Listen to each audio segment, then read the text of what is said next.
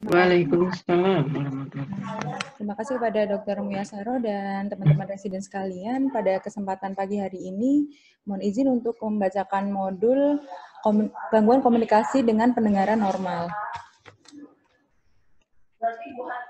Untuk tujuan pembelajaran, di sini mampu menjelaskan definisi dan fungsi komunikasi, mampu menjelaskan prasyarat agar dapat berkomunikasi dengan baik, mampu menjelaskan perkembangan normal fungsi bicara bahasa pada anak, mampu menjelaskan screening dan perkembangan bicara bahasa pada anak, mampu menjelaskan jenis-jenis gangguan bicara bahasa, mampu menegakkan diagnosis fungsi gangguan bicara bahasa, mampu menjelaskan intervensi pada penanganan gangguan bicara bahasa, mampu membuat program sederhana mengenai intervensi dini gangguan tumbuh kembang, mampu melakukan penanganan gangguan bicara bahasa.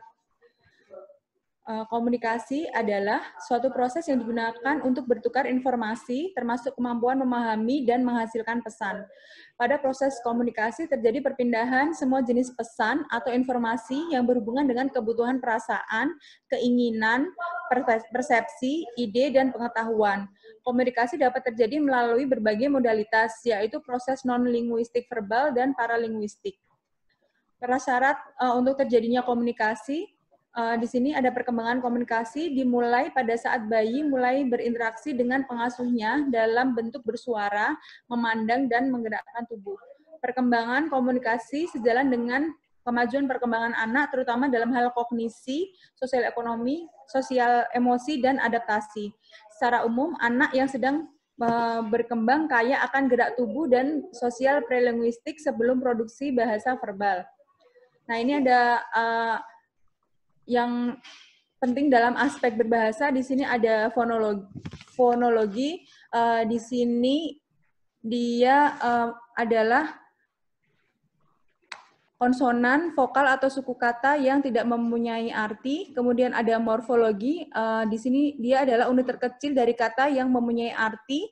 Ada sintak. Sintak itu merangkai kata menjadi kalimat. Kemudian ada semantik. Semantik adalah menggunakan kata-kata. Kemudian ada pragmatik, berbicara dan berkomunikasi dengan lingkungan sosial. Kemudian ada sekuen. Sekuen di sini kemampuan menyusun kalimat sesuai dengan alur cerita. Kemudian ada penyebab gangguan berbicara. Yang pertama di sini ada struktur organ artikulasi. Yang dimaksud di sini adanya kelainan pada lidah, bibir, palatum durum, dan moles, susunan gigi. Kemudian ada kesegarisan rahang. Kemudian ada inkoordinasi otot.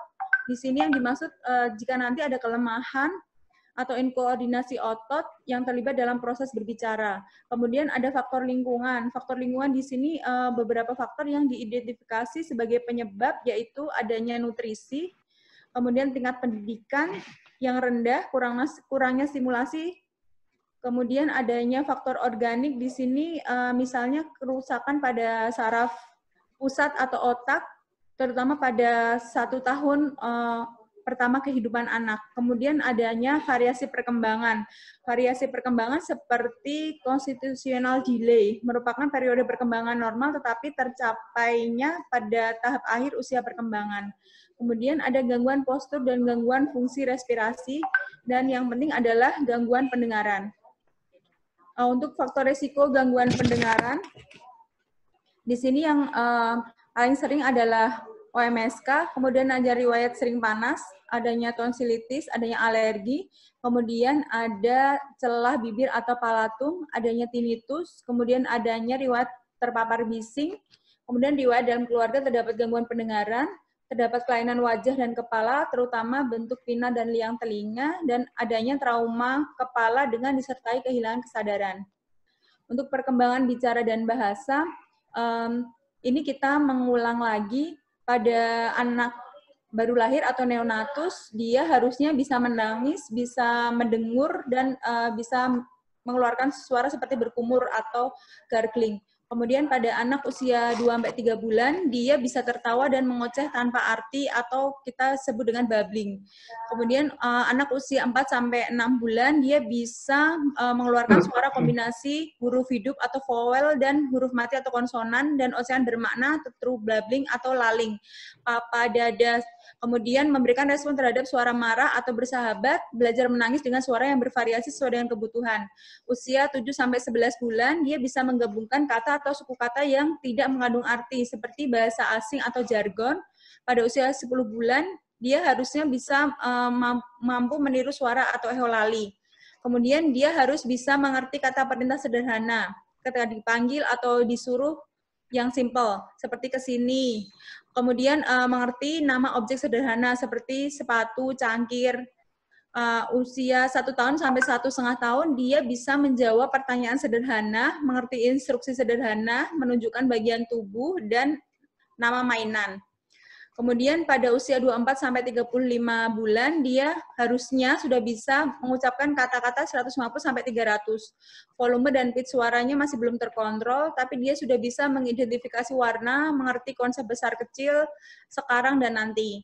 Kemudian usia 36 sampai 47 bulan, kata-kata yang diucapkan 900 sampai 1200, dan dia bisa memberikan respon pada 2 kalimat perintah yang tidak berhubungan, seperti ambil sepatu, letakkan gelas di atas meja, dan lain-lain. Kemudian mulai banyak pertanyaan kenapa dan bagaimana.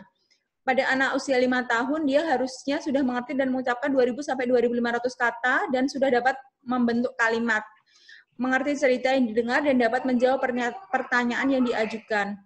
Nah, ini untuk alur screening bayi baru lahir. Ini kita ulang-ulang lagi supaya lebih paham. Ketika bayi baru lahir atau usia 2 hari, kita lakukan pemeriksaan screening dengan OAE. Bila hasilnya pas, tidak ada faktor resiko, atau dia hasilnya pas dengan faktor resiko, nanti kita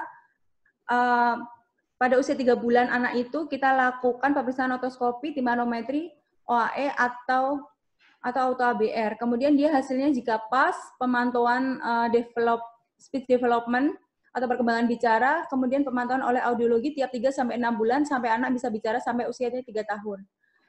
Kalau dia hasilnya refer, nanti dia diperiksa ABR klik dan tone atau ASSR, kemudian timanometri high frequent. Kalau dia nanti hasilnya bermasalah, kemungkinan tulisan sensori neural dan habilitasi usia 6 bulan. Kemudian jika dia tadi faktor risiko negatif, kita bisa ulang dia ABR klik. Kalau dia hasilnya refer, kita ulang lagi ABR-nya atau dengan ASSR, kemudian timanometri high frequent. Kalau dia ada masalah, kemungkinan dia neuropati auditorik dan habilitasi usia 6 bulan. Kalau pada pemeriksaan OAE, dia hasilnya refer, diulang lagi pada usia 3 bulan dengan alur yang sama. Dan pada akhirnya nanti dia akan dihabilitasi usia 6 bulan. Untuk screening perkembangan bicara dan bahasa pada anak, yang pertama menggunakan early language milestone, biasanya ini pada bagian tumbuh kembang anak. Kemudian clinical language auditory milestone scale untuk screening perkembangan bahasa sejak lahir sampai usia 3 tahun, dan kemampuan bicara untuk anak usia 24 sampai 48 bulan. Data didapatkan dari laporan orang tua dan interaksi langsung antara anak dan pemeriksa. Kemudian pemeriksaan pendengaran. Diagnosis fungsi gangguan bicara dan bahasa, kita tanyakan dulu riwayat keluarga, riwayat perkembangan bicara bahasa, riwayat perkembangan sosial dan kognitif, riwayat fungsi oromotor dan makan. Tanda dan gejala dapat dideteksi melalui tahapan perkembangan anak secara menyeluruh, baik aspek perkembangan motorik kasar, motorik halus, personal, sosial, dan bahasa. Kemudian dilakukan pemeriksaan fisik. Dari pemeriksaan umum dulu, parameter yang dilihat, berat badan, panjang badan, dan lingkar badan, kemudian dismorfik wajah atau kelainan neurologi, kemampuan berbahasa, persepsi, dan ekspresif, kualitas suara, resonansi, dan kelancaran bahasa. Untuk tujuan utama tata laksana, yang pertama untuk meminimalisasi rasa frustasi pada anak dan orang tua, kemudian anak dapat membaca dengan suara keras, memberikan informasi kepada keluarga, dan terapinya Ini pada masalah pendengaran perlu menggunakan alat bantu dengar atau penggunaan implan koklea dan penanganan masalah infeksi telinga. Untuk terapi bicara ada oral motor, artikulasi, kosakata dan konsep bahasa, kemudian ada communication skill, pragmatic skill, academic skill. Terima kasih. Terima kasih Bu Nurul, sangat bagus ini. Tapi ini ya Bu, saya lupa ya, ini harusnya masuk di THT-Com ya. Bu Nurul saya pikir itu THT-Com, ternyata NO2 ya. Jadi apa THT-Com-nya diluluskan aja Bu Pie? Ya enggak apa-apa, ini seharusnya Pak Heri ini yang menyampaikan, tapi tidak ada salahnya kalau kita semuanya ikut belajar, baik itu di THT-Com atau di NO, itu kan kita sering mendapatkan pasien seperti ini, terutama di NO2, yang kaitan dengan pemeriksaan BERA, ada permasalahan tidak bisa bicara, tidak bisa mendengar, itu sangat berhubungan sekali ya. Kenyataannya memang yang datang ke kita ke CDC untuk pemeriksaan BERA, dari rujukan daerah maupun rujukan dokter anak atau dokter THT yang lain, itu sekitar mungkin 50% ya gangguan bicara, tetapi pendengarannya normal. Kalau enggak gitu ya, kalau enggak salah, seperti itu kan Bu Nurul ya. Jadi selama ini yang saya amati seperti itu, sehingga kita harus mengetahui kenapa sih ini anak kok enggak bisa bicara, tidak ada komunikasi, tetapi pendengarannya bagus. Nah, para teman-teman yang konsul ke kita itu pada umumnya meyakinkan dan untuk mendukung diagnosis bahwa pendengarannya bagaimana. Karena kita tahu semua bahwa anak-anak atau orang yang tidak bisa bicara itu pada umumnya pendengarannya tidak bagus. Atau bicaranya tidak sempurna, ternyata pendengarannya terganggu. Ya, biasalah. Karena kita bisanya bicara itu kan mendengar dulu. Ya kan? Iya, Gitu ya. Bagus sekali itu tadi sudah diterangkan, sudah jelas banget bagaimana kita menangani, mendiagnosis pasien-pasien kita yang ada gangguan bicara, kemudian bicaranya pada waktu-waktu tertentu, perkembangannya itu harus kita ketahui. Jadi itu karena ini juga modul ya, modul itu kan minimal yang kita pelajari dan memang itu yang harus kita pegang pada saat pasien datang dengan keluhan tidak bisa mendengar ataupun tidak bisa bicara. Kita harus melihat umurnya dulu, kemudian menyesuaikan dengan perkembangan bicara dan pendengaran. Itu ya. Nah, sekarang kalau misalnya sudah tahu semua seperti itu, ada perkembangan bicara yang normal, umur-umur tertentu, ada perkembangan bahasa, umur-umur tertentu. Kalau kita ada kedatangan ibu yang membawa anak mempunyai problem komunikasi, kemudian setelah dilakukan kepastian untuk pendengarannya bagus, apa pikiran kita, Bu Nurul? Izin dok, kemungkinan yang pertama anak kurang stimulasi dok dari orang tua atau pengasuh, kemudian kemungkinan juga ada gangguan pada atensi atau perhatian dari anak tersebut dok. Ya, jadi pola pikir kita dikembalikan yang kamu ada panah-panah banyak tadi loh Mbak. Coba kamu inikan lagi. Ya, ada kelainan apa enggak? Kelainannya psikologis, lingkungan, apa organik gitu kan? Ya, coba diputar lagi biar kita ingat ya. Jadi kita telusur satu persatu. Nah, itu banyak banget ya sudah disampaikan, tetapi coba di ini pola pikir kita dari situ untuk bisa memprediksi anak ini faktornya apa? Apakah organnya yang tidak beres, ataukah lingkungannya, atau semuanya? Nah, itu ya. Setelah dilakukan pemeriksaan BERA kok normal. Kenapa ini anak udah 2 tahun kok tidak bisa ngomong? Udah 5 tahun bahasa juga enggak ngerti. Bahasa tadi kan dinilai dengan LM ya? Iya, Apa Dok. itu LM? Language LEM. ELM. ELM apa? ELM, Dok. Early ELM Learning apa? Milestone. ELM apa E-nya? Early. Oh, early. Dini, berarti 2 tahun ya? Iya, Dok. Early language Milestone. milestone. Itu yang biasa dilakukan di anak ya, untuk Iya. mengevaluasi bahasa. Nah, memang kita tidak ada kompetensi untuk bisa menangani yang gangguan bicara. Kita kalau menemukan gangguan bicara dengan adanya gangguan pendengaran, itu kita berhak untuk bisa mensolusikan untuk pendengarannya.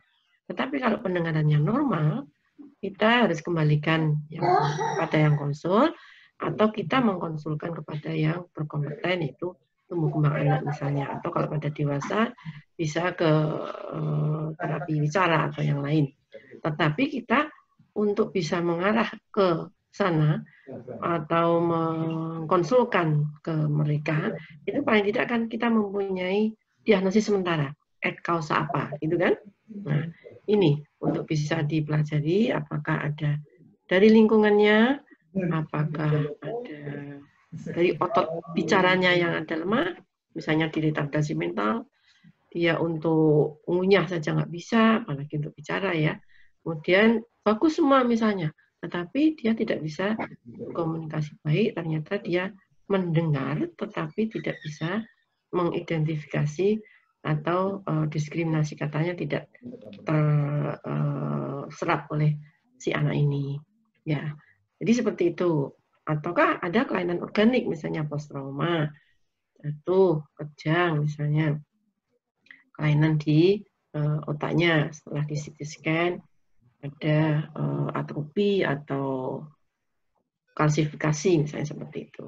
Itu kalau pada dewasa ya. Kalau pada anak biasanya apa? Hidrosipalus misalnya.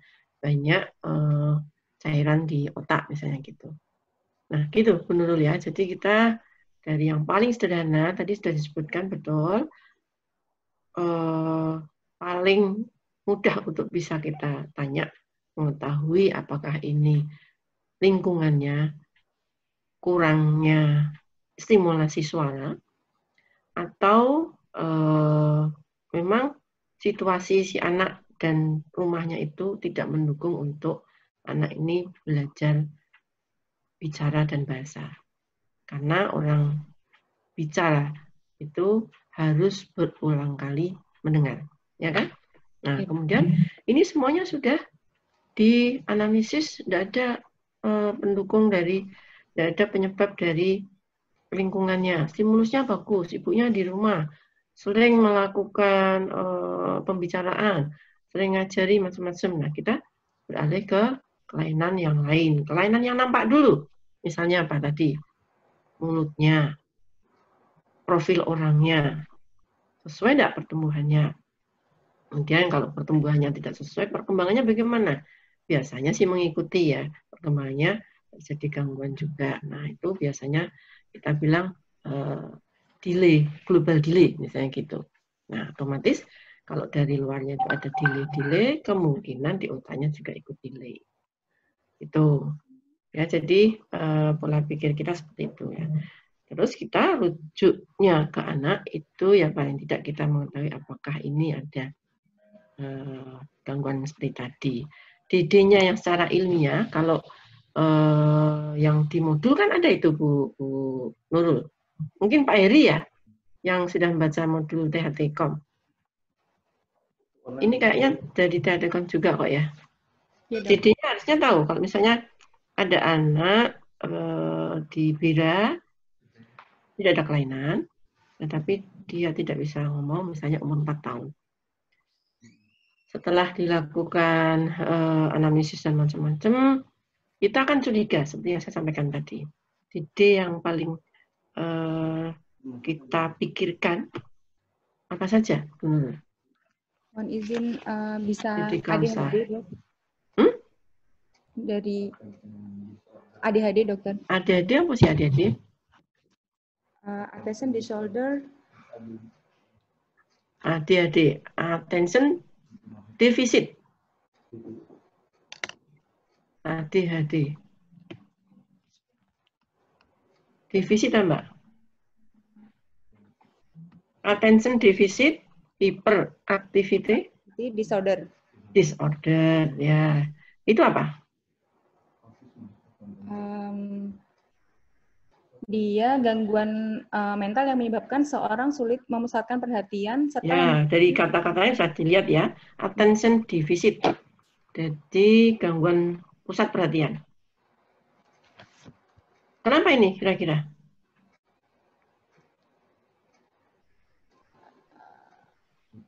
Kalau hyperactivity disorder-nya itu kan efek dari semuanya itu menjadi hiperaktif dan impulsif ya. Ini gangguan mental, apa gangguan kognitif, apa perilaku? Nah, nanti dipelajari lagi ya. Jadi ada yang mengatakan ini termasuk gangguan mental, ada yang menyebut ini suatu gangguan kognitif dan perilaku karena memang yang ditampakkan itu perilakunya hiperaktif dan impulsif. Itu ya. Kemudian ide yang lain, autisme bisa nggak? Bisa dok. Autisme apa? Autisme. Jadi ini semua pendengaran normal kan? Yang di DD itu semuanya pendengaran normal. Nah, autisme misalnya, autisme itu sukanya kalau kita bilang ya apa ya, hidup di alamnya sendiri, maunya apa-apa sendiri, tidak bisa dialihkan atau sering bosan misalnya gitu. Itu ada sih memang di ininya kalau di ilmu anaknya tuh banyak sekali membahas tentang autisme ya. Yang disebut autisme itu harus ada sekian gejala dari beberapa gejala, itu nanti ada. Terus apa lagi selain autisme?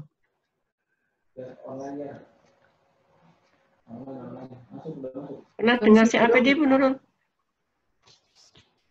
CAPD? Belum ya? Pak Heri? Central Auditory Processing Disorder. Ya, bagus. Itu kalau melihat dari kata-katanya kan bisa dilihat ya, bahwa ada gangguan di sentral. Di sentral. Nah, terus tanda gejalanya?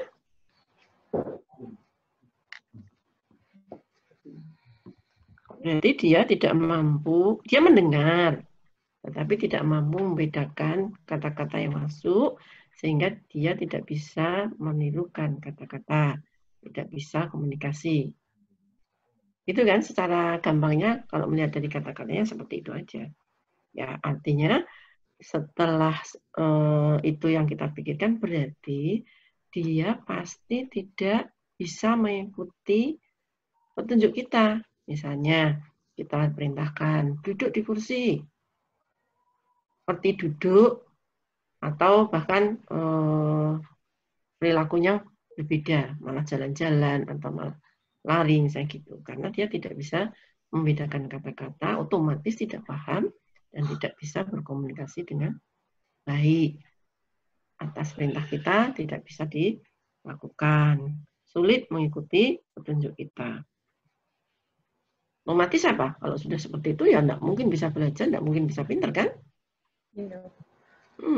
Dia mendengar loh, kasihan betul. Tapi karena ada gangguan di otaknya, terus tidak bisa mengikuti seperti anak-anak yang lain. Ya, terus ada lagi nggak jadinya? Apasia bisa nggak? Apasia biasanya pada dewasa, dokter? Ya, karena gangguan otak juga kan dari area Broca ya. Iya, dok. Biasanya pada pasien stroke. Ya. Terus retardasi mental. RM bisa, dok. Paling gampang retardasi mental gitu ya. Semuanya kena itu. Retardasi mental itu ya otomatis ada tingkat kecerdasannya yang kurang. Ya. Itu ada yang bertanya nggak, teman-teman? Intinya seperti itu sih. Pokoknya kalau kita belajar itu kita kembalikan ke teorinya. Jadi kalau ada pasien datang dengan problem, apa problemnya, kemudian kita sesuaikan dengan apa yang kita sudah pelajari. Jadi dari yang disampaikan tadi, gangguan bicara, berarti kita harus mengetahui bicara normal itu seperti apa. Kenapa kita bisa bicara? Faktor apa yang mempengaruhi kita bisa bicara? Nah, itu nanti bisa dikembalikan untuk bisa mendiagnosis sementara maupun penanganannya. Karena kalau kita belum tahu diagnosisnya, otomatis penanganannya mungkin belum bisa. Atau bahkan kalau diagnosis kita keliru, kita bisa keliru untuk merujuk atau menanganinya. Itu ya? Masih setengah jam ini. Gimana? Ada yang bertanya? Tanyanya pada Nurul aja ya, biar pintar. Mohon izin Pak Heri menanyakan, ini Dokter. yang di komunitas. Mohon izin menanyakan, mungkin pas kita di CDC pada saat intinya bagaimana anamnesis yang khusus untuk gangguan kognitif. Jadi maksudnya anamnesis apa yang mesti kita tanyakan untuk menilai apakah si anak ini ada memang gangguan pendengaran atau ada gangguan kognitif. Gimana, Bu Nurul? Di daerah ini, ceritanya di daerah? Ya, Dokter. Ya. Kita kembali pada perkembangan bicara dan bahasa. Di sini kita bisa melihat juga untuk gangguan kognisi berarti kan hubungannya dengan tingkat kecerdasan anak ya. Kalau di sini pada usia 7 sampai 11 bulan harusnya dia sudah bisa mengerti perintah sederhana, bisa mengerti nama objek sederhana. Itu yang contoh paling gampang. Kalau dalam usia tersebut dia tidak bisa mengerti perintah sederhana, misalnya dia berarti kemungkinan ada gangguan kognisinya. Di samping nanti kita periksa juga apakah dia ada gangguan pendengarannya juga atau tidak. Disesuaikan dengan usia perkembangan. Sama bahasanya, Mbak, yang ELM tadi. Ya, Dok. Ya, gitu Pak Heri. Untuk perintah sederhananya, apa yang bisa yang ditanyakan, Dokter, yang untuk lebih spesifiknya, untuk perintah-perintah sederhananya? Oh lah itu sudah ada contohnya. Coba kesini. Saya seperti saya sampaikan pada pasien-pasien kita kan, kalau disuruh mandi, dia langsung ambil handuk misalnya. Duduk sini misalnya. Di situ nggak ada kursi. Sebelahnya ada kursi. Dia ambil kursi atau langsung duduk di kursi itu. Berarti dia udah pintar. Itu yang biasa kita lakukan di rumah ya. Atau yang paling sederhana lagi, ya terserahlah yang kalau bapak-bapak mungkin nggak pernah tahu ya, kalau ibu secara tidak langsung itu bisa ngetes itu. Gimana Bu Nurul? Untuk ngetes atau untuk mengetahui, menganalisis orang tuanya, ini memang berdasarkan hasil dari orang tuanya ya. Kalau orang tuanya tidak pernah memperhatikan ya ngawur. Kalau memang kira-kira orang tuanya itu ragu dan tidak bisa menyampaikan hasil yang kita tanyakan itu pasti, ada pengasuhnya. Nggak mau tahu tuh anaknya mau pintar apa enggak, anaknya mau bisa bicara apa enggak. Yang penting pokoknya dia jeng-jeng selalu ke mall atau rapat-rapat, arisan-arisan misalnya, ngerumpi misalnya gitu ya Bu Nurul ya. Tapi kalau ibunya yang selalu di rumah, ibunya yang selalu mengasuh, pasti ditanya itu tahu. Ya. Pertanyaan sederhana aja ya, misalnya. Kalau misalkan umur berapa mau? Makanya disesuaikan dengan tadi perkembangan bicara dan bahasa, sampai di mana dia umurnya. Misalnya tadi sudah dicontohkan Bu Nurul, misalnya umur 10 bulan ya. Kita lihat ke perkembangan bicara pada umur 7 sampai 11 yang ada di situ kan 7 sampai 11. Perintah sederhana ke sini dia langsung maju. Sana ambil apa sana apa ya? Itu ambil bola misalnya. Itu bisa. Terlalu kompleks ya kalau itu ambil bola ya. Ya, seperti itu. Kira-kira. Terus bahasanya juga kalau misalnya di umur-umur segitu ada ketentuan untuk bahasanya dia sudah mencapai bahasa yang lengkap, misalnya pada umur 5 tahun ya, merangkai kalimat, bercerita, tetapi dia datang sudah umur ke 6 atau 7, belum bisa melangkai, hanya bisa ibu, bapak, ya kita harus curiga ke arah yang tadi, yang disampaikan banyak faktor yang mempengaruhi tadi ya, ditelusur satu persatu. Gitu ya Pak Eri? Memang untuk anamnesis harus bisa berlatih ya. Walaupun ada teorinya, kita cocokkan perkembangan bicara, perkembangan bahasanya, tapi kita menganalisis pada orang tua, kita harus melihat orang tuanya itu pendidikannya apa, pekerjaannya apa, dari mana asalnya, bahasanya seperti apa. Nah, kita empati pada orang itu untuk bisa masuk ke dalam kehidupan dia, sebenarnya begitu, sehingga kita akan lebih mudah untuk mendapatkan hasil yang akan hasil dari analisis kita, ya. Itu paham nggak Pak Eri? Paham dokter. Dilatih. Ini sudah jarang pasien, jadi mungkin latihannya kurang ya. Tapi ini sudah mulai dipanggil satu-satu sehari ya. Itu manfaatkan aja kalau memang mau menambah pola atau mengerti tentang pasien-pasien kita yang datang ke kita, kemudian bagaimana kita berlatih diri untuk bisa menganalisis untuk mendapatkan data menuju diagnosis sementara pada anak ini. Anak dengan gangguan bicara pendengaran normal maupun anak dengan gangguan bicara yang pendengarannya terganggu. Gitu. Ya. Udah, kira-kira seperti itu. Udah semuanya ya? Udah paham? Nanti akan mendalami lagi kalau teman-teman yang tidak terlibat di NO saat ini maupun yang di Deltekom nanti akan menuju sampai sana. Ya. Dan saya harapkan yang sudah lewat NO dan Deltekom itu mestinya tidak lupa ya, harusnya tidak lupa.